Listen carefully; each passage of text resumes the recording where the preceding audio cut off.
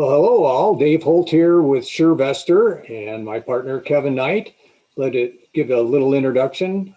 I've been doing property management for over 30 years in Minneapolis area, and now I'm doing bringing Surevestor and insurance products to our property management community. Kevin, how about you? Dave, I've been doing property management 38 years. It's scary when I say that. 38 years, that's a long time. You look so young, Kevin. I know, thank you. It's the hair. And I'm in San Antonio, and and both of us, we're both CRMC property management companies. So I like to think we run property management at a pretty good level. We've got a lot of experience behind us. And again, yes, we're bringing insurance products to help our property managers run their companies better. Great. And Kevin, one of the things and the reason for this today is to go over how to set up a master tenant liability insurance program.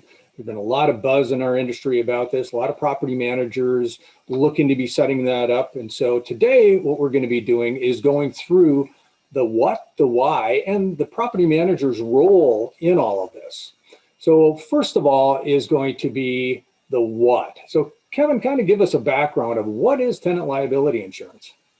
Well, so that's a master policy for one. That's in the property management company's name, and it covers some of the accidental damage that tenants cause that we see, like kitchen fires. Sometimes smoke damage from kitchen fires or candles, or I don't know. We even had people fall asleep in bed smoking cigarettes. And also, water damage, backups, and when their washing machine floods the house. So it really is designed to protect the owner. So the reason we do the master policy is to help protect the owner. You got it. So what we'll be going through here is first starting with the why, and the why get into setting up this program in the first place. And there's certainly benefits to all parties, the property management company, the owners, and the tenants. So Kevin, first of all, what are the benefits for us as property managers? Well, the first one is easy to implement. Property managers, as we know, are always very busy, and this is an extremely easy program to implement. And always a big plus, in our business is we're able to monetize this with an additional admin fee that we could charge. So that's always a big plus. And it's also anything that we could show the owners that we're helping protect their properties and protect their finances makes us look good and helps us with more business. You bet.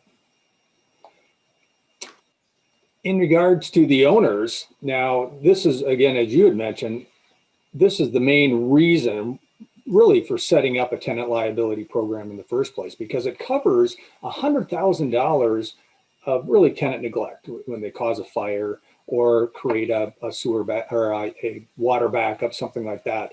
It protects the owner against claims against their insurance policy. And of course, that lowers the out-of-pocket expense for our owners. And one of the nice things with tenant liability is that there's no deductible or cost to the owner for this program. So how about for the tenants, Kevin? Well, one of the big things with the tenants, besides satisfying the lease requirement, it's easy. Everybody wants easy. And what's really nice, it's the tenants don't have to do anything. If they don't want to get renters insurance to protect their contents, they're automatically enrolled in the program. So it's really, it's hands off for them. They're billed automatically in their rent. As you see on the slide here, there's a minimum claim, but there's no deductible. And one of the things people don't realize is when tenants do cause a kitchen fire or their washing machine floods the house, even though let's say they don't have a tenant liability program and the owner's insurance covers it, the owner's insurance could go back after them for the damage that they caused. So this does also protect the tenant up to $100,000 in liability. I believe we had a claim last year where they caused a water problem, and it was a $40,000 claim. So by having this, that protected the owner and them. You bet.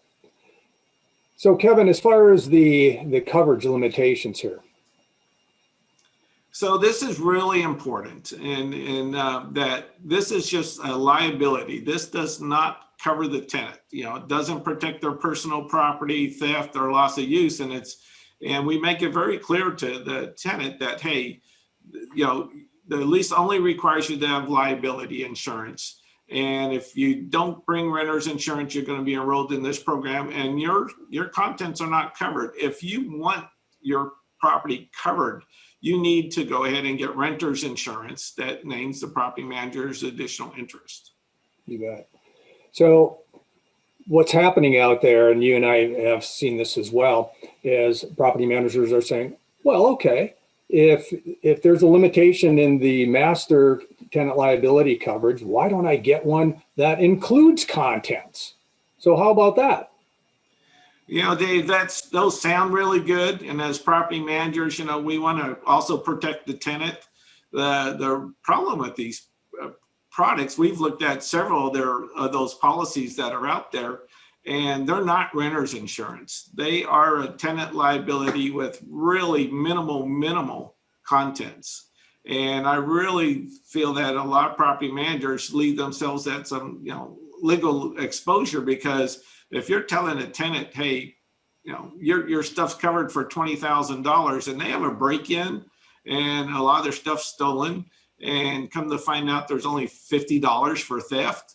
Boy, I don't know, Dave. I'd hate to be that property manager that told the tenant they had $20,000 in coverage. You bet. So here are some of the other significant kind of gaps in these types of coverages. And why don't we take these and address these one by one, Kevin? And the first one is it doesn't include the tenant contents when things such as a water backup. So explain that for us. Well, some of the policies we looked at had limited or no coverage. If it was kind of interesting on certain things, if they cause the backup, it might have coverage. But if the tree roots crush the line and cause the backup, if a pipe breaks in a wall, or just the supply line on a toilet. Just last night, I had one of my upstairs toilets pop the little valve inside, and got to it real quick. But if you're telling a tenant, hey, you got $20,000 in coverage, and they come home after being gone to a couple of days to something like this, and to find out, well, because it was the toilet that caused the problem, and their stuff's not covered, that to me just leaves significant exposure to lawsuits, negative reviews, real estate commission complaints, all kinds of stuff. And I know these programs sound good on the surface, but I would really encourage a property manager to read their policy. Right. Another one too, you see that flooding, obviously it's uninhabitable when that happens. Another thing that the liability with contents doesn't cover is loss of use. Yeah. So when a tenant ends up having to go to the hotel, a tenant liability with contents wouldn't cover that. So that's another gap in that type of policy. How about this one, Kevin? You kind of alluded to it, the sewer backup coverage.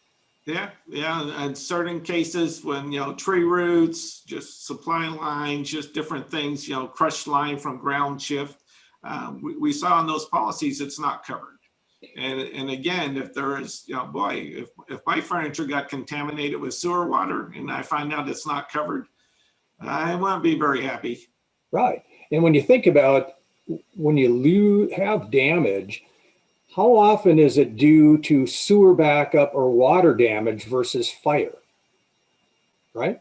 Yeah. So that happens a lot more than a fire does. So having that coverage is really important when you're looking at the why set up this type of program in the first place. And we'll talk about that in just a moment.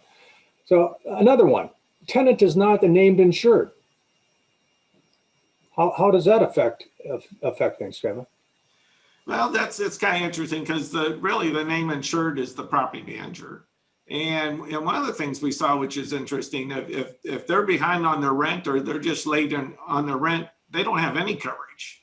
I mean, if it's just like, hey, the tenant has to be on time, and if everything lines up perfect, there's some coverage for them. But it's just very minimal. It's not their policy. It's not renter's insurance.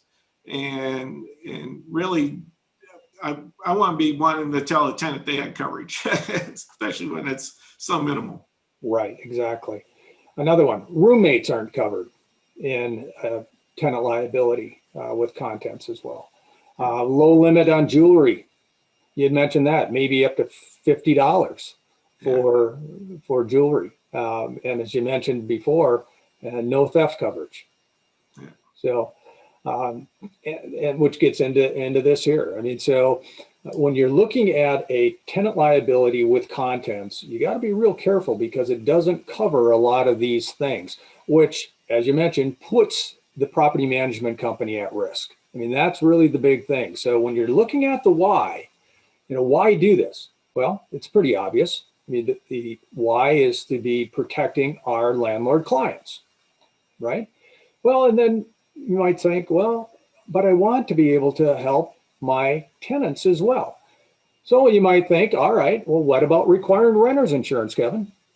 Yeah, this one's interesting. And I actually hear this from several PMs. Hey, I require everyone to have renter's insurance. And really that sounds like, wow, that's fantastic. Yeah. And, it's pretty much easy enough to enforce, to get them to get it to sign the lease agreement. But where the problem I see comes in is what happens when they don't renew their renter's insurance or they just flat cancel their renter's insurance. I have yet to see a property manager evict a tenant. And if you're saying in your lease agreement that you're requiring them to have it and they don't have it and you don't take action to enforce it, now you're taking on more liability. It's kind of like saying, well, you can't have pets and they have a pet and you don't take action. The owner could come back on you if there's a problem. That's a great point. And that's where I, as an instructor teaching risk management, and we go over this many times, is that when you're requiring something, you've got to make sure that you're not putting undue risk onto you as the management company. And I believe that by requiring renter's insurance, yes, it may sound great because you have that protection to the owner, protections for your tenants, but what if they cancel and you didn't catch it? Now something happens, you could be putting your management company at risk. So it's just something to be conscious about. What I find, Dave, is a lot of times the property manager may even know because they were named as additional interest. So they got a notice saying, hey, your tenant canceled. But now what are they going to do? There's really no mechanism in place for them to really enforce that tenant to go out and renew their renter's insurance. You bet. And that's one of the beauties of having a master tenant liability policy, because that's enforceable. They cancel their renter's insurance. You just tell them, hey, you're being enrolled in our master tenant liability, and they still have that liability insurance. You bet. So when you look at these side by side, and an HO4 is simply another term for renter's insurance, compared to the tenant liability type of policy, they both cover that landlord in the liability section. But as you can see, there's different whys for each of these programs. So when we look at a true renter's insurance policy, Kevin, the main part of this is that it covers the personal property of the tenant. So, but there's more broad than a tenant liability with contents, as you mentioned earlier. So having a true renter's insurance policy really extends not only the liability to all parties as far as the owner and the tenant, but it also gives that proper coverage for their belongings. And it does then cover the theft and vandalism, which a tenant liability with contents does not. It covers the loss of use, roommates can be added, and so forth. So Kevin, we've also been seeing that property managers have been putting this into their tenant benefit packets. Can you speak to that? Yes, well, a couple of things. Yes, they need to be careful when they put tenant liability in their benefits package. One, they have to allow the tenants to opt out if they get renter's insurance. We had a company here in San Antonio. They got fussed at by our Department of Insurance, or our state Department of Insurance, because they weren't letting tenants, they were still charging them in their benefits package when they had their own renter's insurance. So, you just can't make them buy tenant liability, in your benefits package when they have their own renter's insurance. So there's a few options on how to handle that. You could have two packages, one with the Master Tenant Liability Insurance and one without, for the people with renter's insurance. Or you could just put the admin fee in the benefits package and leave the actual policy part out. So there is a couple of different ways to handle that. I want to kind of point out on our flyer here, because this is, to me, what the best way to present this to tenants. And so, see our flyer here, we have 3 options. And basically we tell them, hey, the lease requires you to have the $100,000 in tenant liability insurance. And we're really clear that, if you do nothing, we're going to enroll you, but it does not cover your contents, theft, or loss of use. And if you want these, then you have option 2. You could use our preferred renter's insurance, which is the full-blown renter's insurance, or which automatically names the property manager's additional interest. Right. Or option 3, you tell them they could go get their own, just name us as additional interest, and again, that would have the liability piece to it. But that's what I've seen as best practice if you're going to have a master tenant liability policy. You bet. And one of the other things to be conscious of as property managers is that when you're including the insurance as part of your benefit packet, it could be construed as selling insurance. And most property managers, as we know, Kevin, are not licensed in insurance. And so that could put your management company in harm's way as well. So be real careful. Now, every state looks at this differently because there's no federal oversight as far as insurance, but be careful. And there is, in our minds, as property managers and licensed in insurance, we have come up with a suggestion, which would be to be putting it as something like this in your tenant benefit packet, like instant connection to your insurance options. And I'll read this for you. But it says to require the resident to carry $100,000 in liability coverage as a condition of the lease. To help you address the requirement, we have partnered with a national insurance provider so that you are pre-approved to take advantage of their competitive offerings. Now that is a way where you're saying, I'm not selling the insurance. We're partnering with this provider to provide this for you as the tenant. And you can either be added to our master policy to satisfy the condition of the lease, or for an additional $9 a month over and above the cost of the benefit packet. And it doesn't cover the personal content. So having something like this, you're still charging the administration fee in that packet, but the cost of the insurance is separate. And that's a big differentiator, because now you're not selling the insurance, and it can't be perceived as selling the insurance without a license. You brought up a really good point on that, Dave. With our Surevestor renter's insurance that we have for the tenant, they're pre-approved. There's no credit check. There's no previous background checks or anything. So it's super. If they want their personal contents covered and theft and all that good coverage, it's an easy policy for them to sign up for. They're pre-approved. They can pick their limits. And that's probably another big reason not to use these ones that have 10 or 20,000 in contents. You're allowing the tenant to pick their limits. What if the tenant wants $50,000 in contents? You're not making the decisions for them. They're making their own decisions, which again shifts that liability, to them and the insurance company. Instead of off the property manager. You bet. So that's why we're suggesting a win-win-win solution. There is a way to set this up where it's a win for your owners, win for the tenants, and win for your property management companies. So it's setting it up as a master tenant liability policy.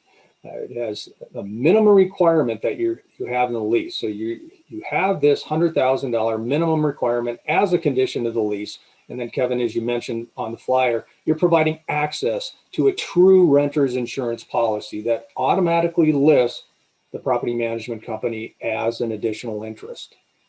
So as you mentioned, Kevin, you already went through this, but here it's a little bigger format, gives you the options, or gives the property manager the options to give to their tenants. And obviously the first one is do nothing. And as we find, Kevin, in our management companies, 80% of the tenants really do nothing. They take the easiest path and they do nothing. And then you're just adding them at the end of each month, adding them to that policy and submitting that information. So it's very easy to implement. And again, most tenants do option one. Option two, as you mentioned, Kevin, was the true renter's insurance policy. They partnered with us to provide this resource. And so here's a way where they can get this. And then option three, as you mentioned, they can get their own, providing the property management company as a interested party. So Kevin, how do they start if they want to get going on a master tenant liability policy? Well, easiest way is just to go to our Surevestor website, surevestor.com, and go under property managers and just click on get started and sign up, and here you go. So it's pretty simple. Kevin, bring us through the process here. So this slide here is really talking about just how they implement it. And it's really easy to implement, as we were saying earlier. You know, you make it a condition in your lease that you're required $100,000 in liability insurance. And so either they do nothing, and at lease signing, they haven't given you anything. And so you just enroll them in the program and set it up in your software to charge them. Or they said, yes, you know, they gave you a copy of their renter's insurance, you know, naming the PM as additional interest, and you just record that in your property management software. You got it. And to let our listeners know, we also have the resources available, so they don't have to create things. You saw the flyer that we have available. We also have the lease addendum. So we have the tools available that you can implement right into your lease packet. We have the information to even emails to notify your owners of this program and tenants of the program. So it's all done for you. It's, again, as property managers ourselves, we've done these things through our management companies, and now we've provided these resources for you so you don't have to recreate the wheel. And you can see over to the right, the $12 per month, and that includes the $3. You saw earlier, it was $9 for the insurance. The $3 is the administration fee that comes to you as the management company. And so each month, at the end of each month, you're providing a listing of all of the properties that are provided. And so you're able to collect those fees during the month and then report them at the end of the month and then get billed for it. So it's in arrears, which is really quite nice. So one of the things on the implement, Dave, it really is important to notify the owners and to let them know. And it is a selling feature. And as you said, we already have that email that they can notify their owners, but they always want to be, disclosing what they're doing to the owners, especially when they're taking an admin fee. And then the times to implement this are new leases and lease renewals. They can't be changing their tenant's lease in the middle of the lease. So, lease renewals, when the tenant's lease is coming up, they can notify them now that they're going to require liability insurance, and of course on new leases. And again, we provide all those resources for them. You bet. So if you're so inclined, you can just take your phone and scan that right now, and brings you right to what you're seeing on the screen right on our site to sign up. It's very simple. We can get you going on the Master Tenant Liability as soon as you're ready. All right. Well, Kevin, let's open it up for some questions. You can either just raise your hand or give us your question, or put it in the chat and we'll answer them as you go.